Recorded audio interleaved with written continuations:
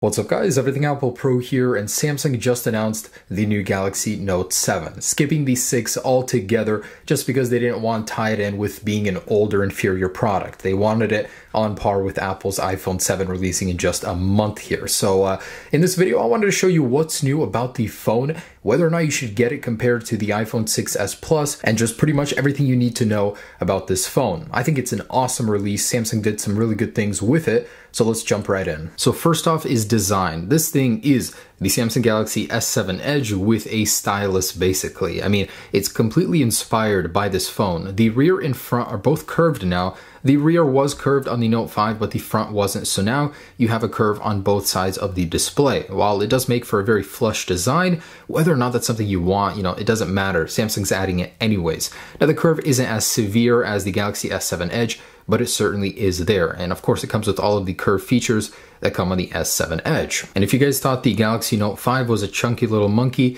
the Galaxy Note 7 is even thicker. So compared to 7.6 millimeters of the Note 5, it comes in at 7.9 now. And that's thanks to a bigger battery and all this new tech, of course, but it is a bigger phone. And the Galaxy Note 7 is now water resistant. So the same resistance as the IP68 on the Galaxy S7 Edge is now on the Galaxy Note 7. You never know when you're on a business trip, you just want to go take a swim. You don't want to take your phone out of your pocket. It's going to be a good thing to have. Also, the S Pen has been upgraded. So now the very tip is, instead of being 1.6 millimeters, just 0.7, I guess to match to the name, allowing for more precise input on the display. It comes with a ton of new software, tweaking, features, all that good stuff, and you can no longer put it in backwards. So a lot of people would get their styluses stuck in backwards. Now you can no longer do that. It was actually kind of funny at the event, they made a jab at Apple saying you don't need to purchase it separately and you don't need to charge it. So it's pretty much the ultimate stylus without a battery built in. Of course, it's not as advanced as Apple's. So that one has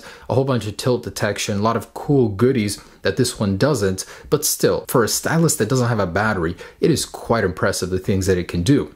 Now this, coupled with the always on display, allows you to go ahead and scribble on the display when the display is off. Neat little feature. So while the display remains at the very same resolution, there is a new processing chip, the MDNI-E chip, which is responsible for the colors on the display. Samsung says it is better and it actually can reduce the battery drainage when watching HDR video. The other important thing to note when it comes to display is the fact that it actually has Corning Gorilla Glass 5, the very first phone in the market to incorporate this new technology. It's supposed to survive falls at 5.2 feet 80% of the time, so I cannot wait to put that to the test. Now as for specs, pretty much the same thing as the Galaxy S7 Edge. It uses the Snapdragon 820 or the Exynos processor depending on where you're buying it. In every way, the Exynos processor is the superior one. So if you're in a different country besides the USA, you will be getting that one. A lot of people are even saying it's better to buy one from Canada and import it. However, take note, unless you reflash the firmware, you will not be able to use Samsung Pay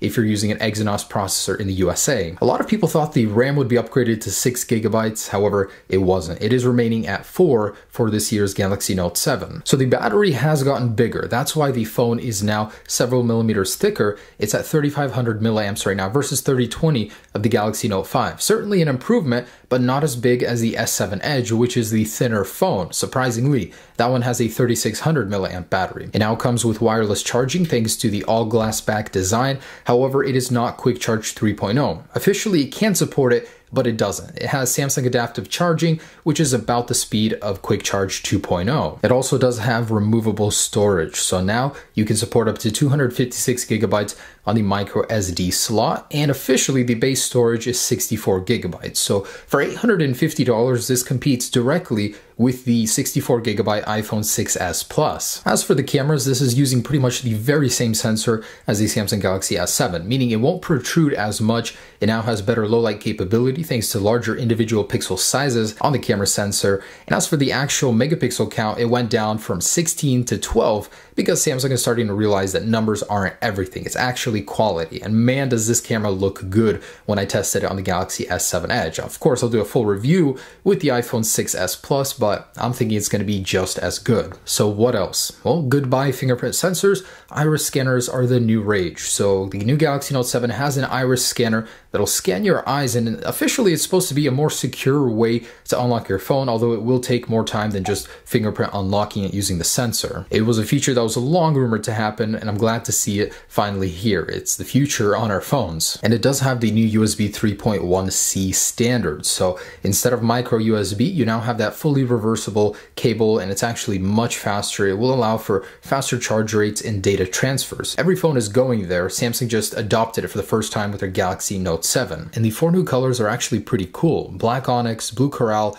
gold platinum, and silver titanium, the new color that was introduced with the Galaxy S7 Edge. So yeah, there it is, guys. That is the new Galaxy Note 7. Pre-orders start tonight on August 2nd, and the phone will actually be out on August 19th. And yeah, guys, that is the Galaxy Note 7. Not a very exciting update. I think it's what the Note 5 should have been to begin with, but hey, at least it has been updated. It's got a lot of good stuff going for it. Wireless charging, waterproofing, bigger battery, micro SD, like all this good stuff that the S7 Edge first introduced and what made it a hit. So I see this thing being a really popular phone. Now, whether or not you should go for it over the iPhone 6s Plus, personally, I think you guys should wait about a month. Just 1 month. The iPhone 7 Plus will be announced, and that will be the fair fight. Right now, the 6s Plus isn't evenly matched. It's using slightly older technology, not on the same release schedule, so really my advice is just to wait. Wait and see what the iPhone 7 has to offer before choosing whether or not you want to buy this or that. But if it comes to this or the iPhone 6s Plus, certainly the Note 7 is the superior phone. Faster, all this new tech that the iPhone doesn't have, so really not really that fair of a fight. But thanks so much for watching, guys. Hope you enjoyed this little overview. Stay tuned for the actual review, drop test, water test, all that good stuff. Peace.